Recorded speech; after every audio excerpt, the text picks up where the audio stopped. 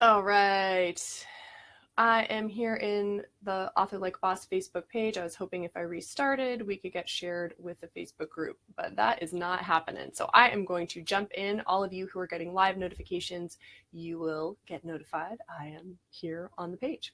So hopefully you find me, and we'll make sure to get this shared up in the group after the fact. All right, so jump in, give me a mic check. Let me know if you can hear me, and tell me what you're working on. What are you writing? What is your current project? And I'd love to hear more about that.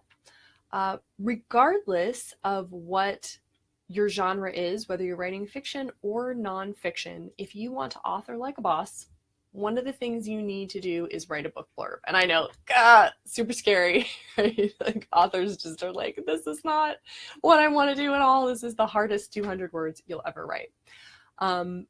So having a great book blurb, is the difference between really people buying your book and not, because there are a lot of books out there and there's definitely an audience for yours, but without a book blurb to let people know how awesome your book is, they're just going to pass right by. So having a great book blurb really is the difference between, the sales that you're excited about and wondering, why is my book sitting and gathering cyber dust on the shelf on Amazon? So what we're going to jump in with today is writing a book blurb that sells. And I'm actually going to be talking about this for the entire month. And today specifically, I'm going to jump in with book blurb do's and don'ts. All right. So that sounds exciting. Let me know in the comments. And let's jump right in. So you may have had this experience. You have written your book and you feel like, oh, the hard part's over. And then you try to write your blurb and you don't know what to say. And you're like, how do I squeeze my entire book into just a few paragraphs? And so you start writing your blurb and it gets longer and longer. If you experienced this, let me know in the comments. Is this something you've struggled with? You try to write your book blurb and it's just like out of control. It keeps getting longer, getting crazier, weirder, not happening. This has definitely happened to me. I try to put the whole story in the description because I end up feeling like, well, how could I leave out that character? Or how could I leave out that event? It all seems important to me as the author. I can't figure out what details to cut out.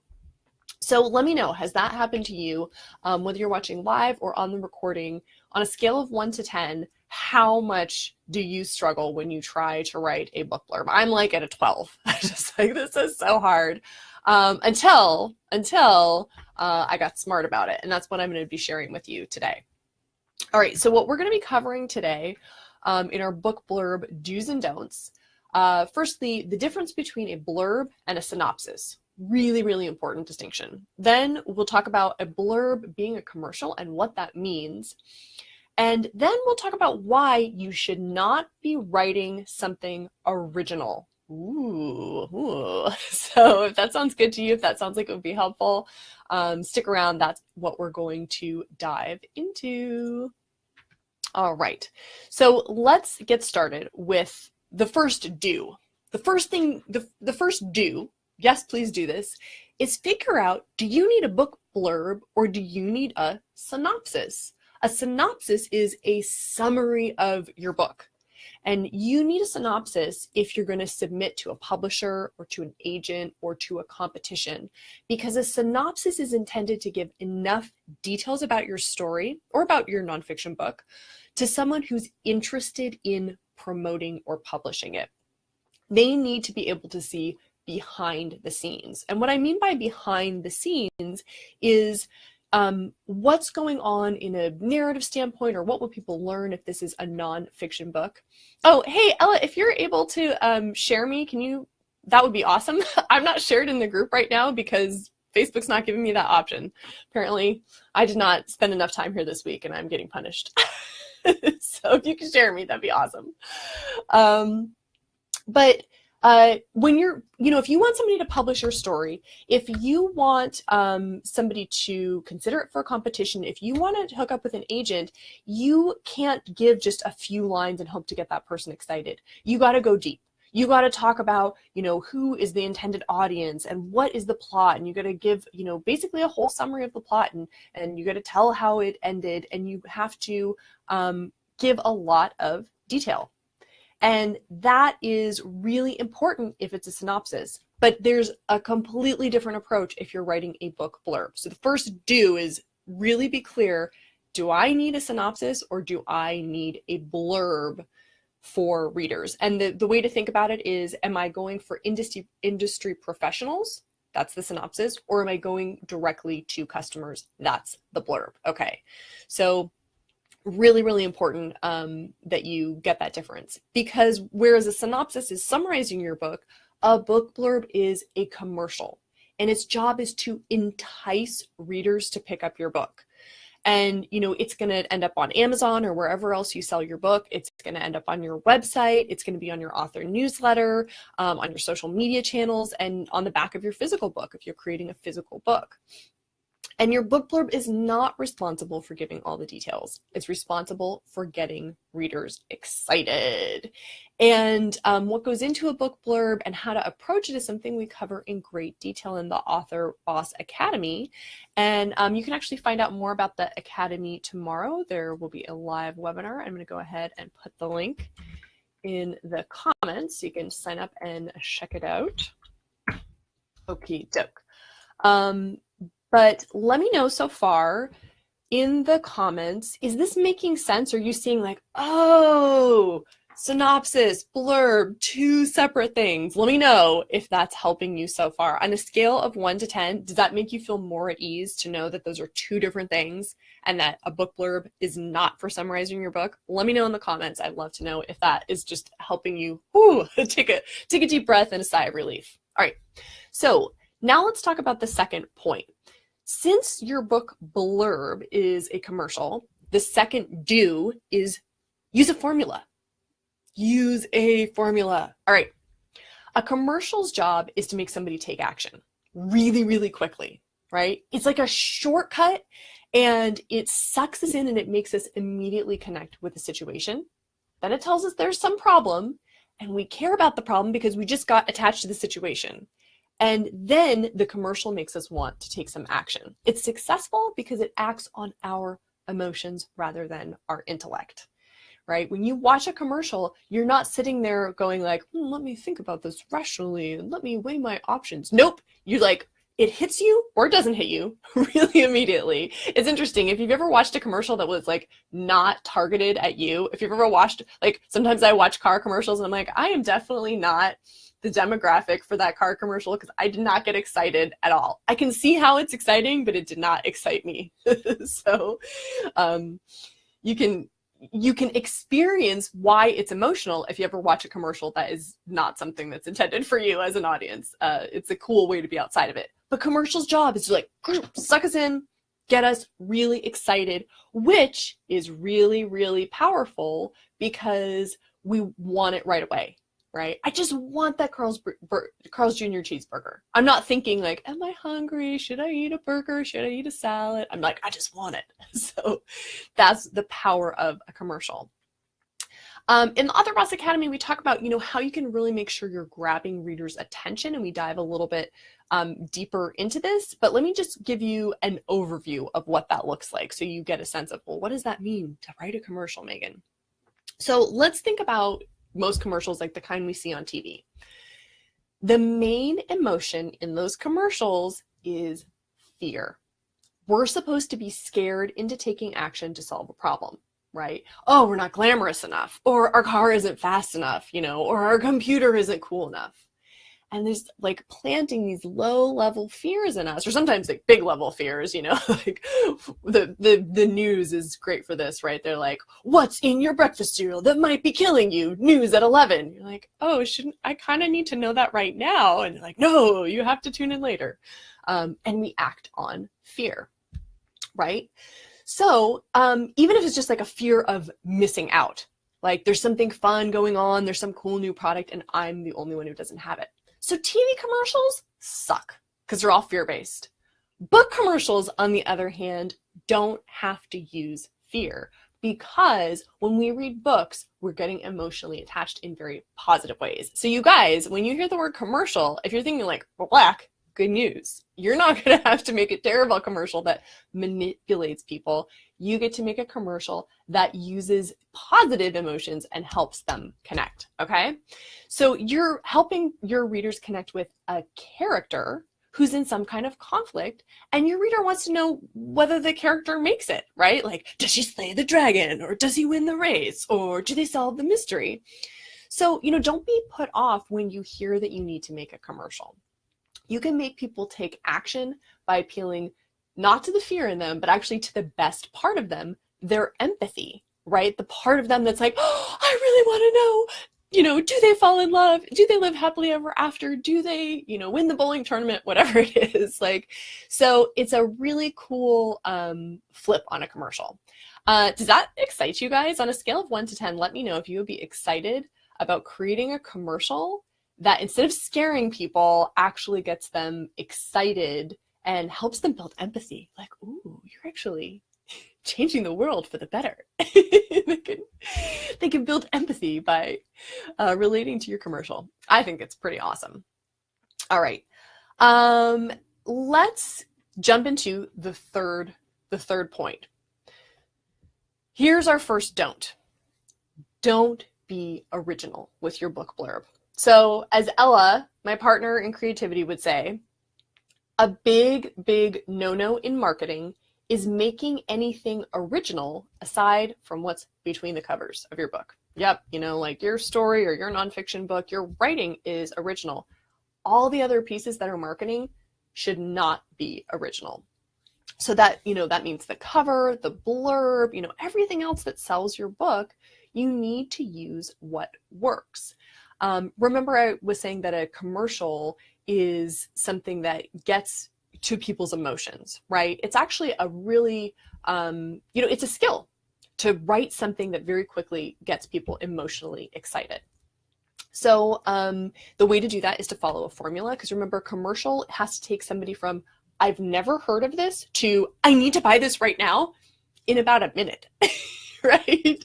You don't want to freeform that. You don't want to go, I hope this works. Nope, you want a formula for that. So that's the way to write a successful book blurb, is to have that purpose and that formula. So I'm going to give you that formula in a nutshell. The first piece is to hook readers. You got to suck them out of whatever they were thinking about and make them pay attention to your story. Think about, we're all walking around, we're thinking about, oh, I got to get groceries, and did I remember to pay the electricity bill? And I wonder, if my sister is solved that problem at work, or, all these things are floating through our minds. And so if you want somebody to be a good audience for the rest of your book blurb, you got to get something that sucks them in and gets their attention right away. Then you need to give them a glimpse into the world of your book. You need to entice them and make them feel like that's a place I want to spend time. Somebody was joining the group and saying, like, I don't want to describe my book as Mad Max on ice, because then I feel like it would be formulaic. And my feeling was, Mad Max on ice? Dude, I want to see that.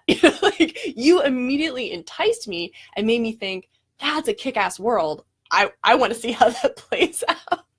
Right? They could be fighting on ice skates. I don't know. Just so many cool things. So entice people into the world. The third ingredient is help readers connect with your main character. Why should I care about this person? And followed up by the fourth ingredient is to offer the most compelling aspect of the conflict. And remember, what we're all tempted to do as authors is to include everything, because we're like, but this, you need all the subtle nuance. But remember, your job is just to get people to buy the book and open it, and then they're going to get all that subtle nuance. So just pick the most important part of the conflict. What's the really big, the really big deal? And just make it as easy to grasp as possible. To leave out all the subtlety. Don't tell us all the nuance. Just make it easy to grasp.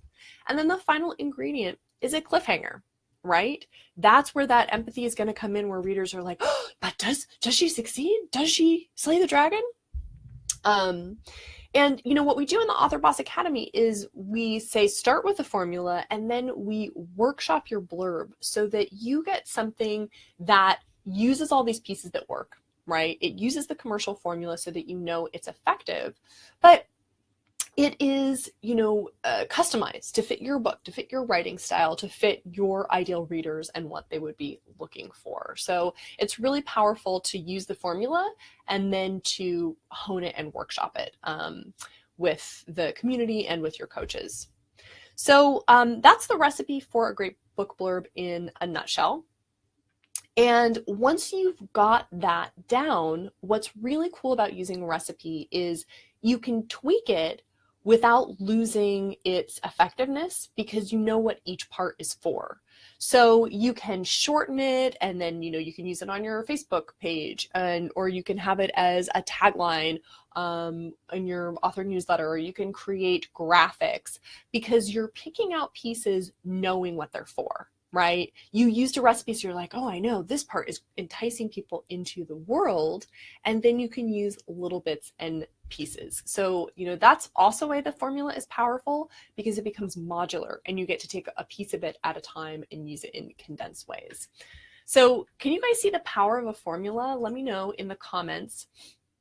Is that something you can see making a difference? Would that help you write a blurb that make you feel like, oh yeah, I could do that? Let me know.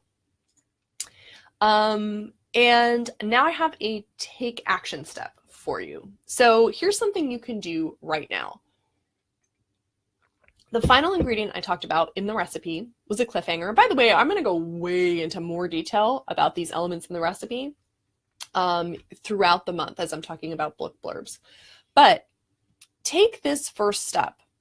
See if you can create a cliffhanger for your book. And do that by just coming up with a single sentence that leaves readers wanting to know what happened. And here's a sentence frame you can use that makes it easy.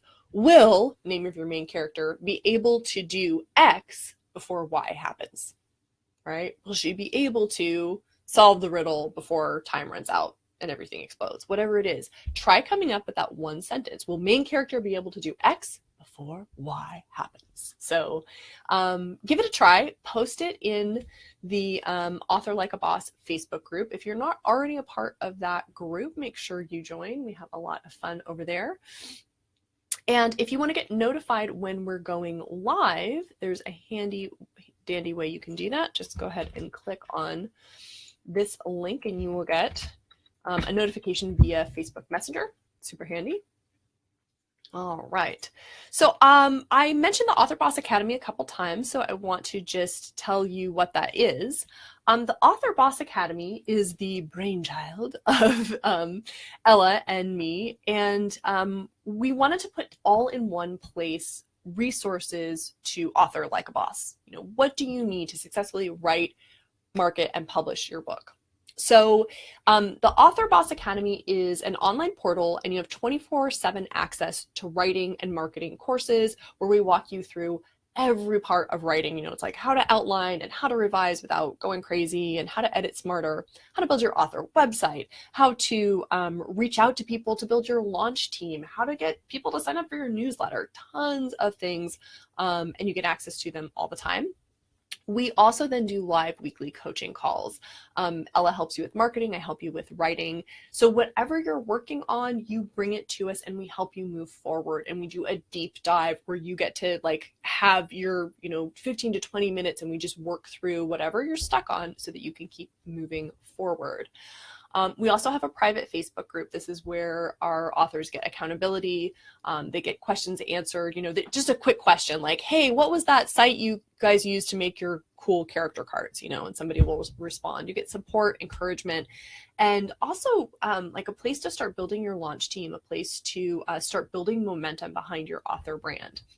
The Author Boss Academy is a monthly subscription. It's $59 a month. And if you would like to learn more about it, we'd love it if you joined us for the live webinar tomorrow. And I am again going to share that link, and you can ask us your questions if you want to know, oh, do you do this in the Academy? Do you have that? Come on by. You can ask us. All right. I want to leave you with one final do for your blurb, for your book blurb. This one is really, really important. The last do is do it now. Do it now. If you guys come to the webinar tomorrow, you're going to hear a lot about the power of marketing your book at the same time you're writing it. This is actually something that Ella and I are really passionate about because we've seen the difference it makes for self-published authors and indie authors. If you are marketing while you are still writing your book, the difference when your book is ready to go on sale is it's amazing. Like you look at it and you're like, oh, why would I ever want to wait to start marketing when I could build all this momentum and get this cool result? So do create your book blurb now. Start putting it out there. Use it as part of your marketing strategy. Get it on your author newsletter. Get it on your author Facebook page. Get it on your author website. Don't have an author website? That's cool, because all this month in Author Like a Boss, Ella is talking about building your author website. So that's pretty handy. So now if you write your book blurb, then you'll at least have that to put on your author website. So go ahead and, write it now, start that. It's a great first step into marketing. So next week, as I mentioned, Ella is going to be talking about why you need an author website. That'll be the first in her series about author websites. And next week, I'm going to be continuing with book blurbs. We're going to go into more detail about how to use that recipe that I talked about today. So make sure to tune in for that. And if you want to get notified about when we go live, again, you can go ahead and click that notify link, and you'll just get a little message so you can make sure you join us and you don't miss any of our trainings. All right, I hope to see you on our trainings next week. I hope you check out the live webinar tomorrow. And in the meantime, I wish you happy authoring like bosses. All right, take care all.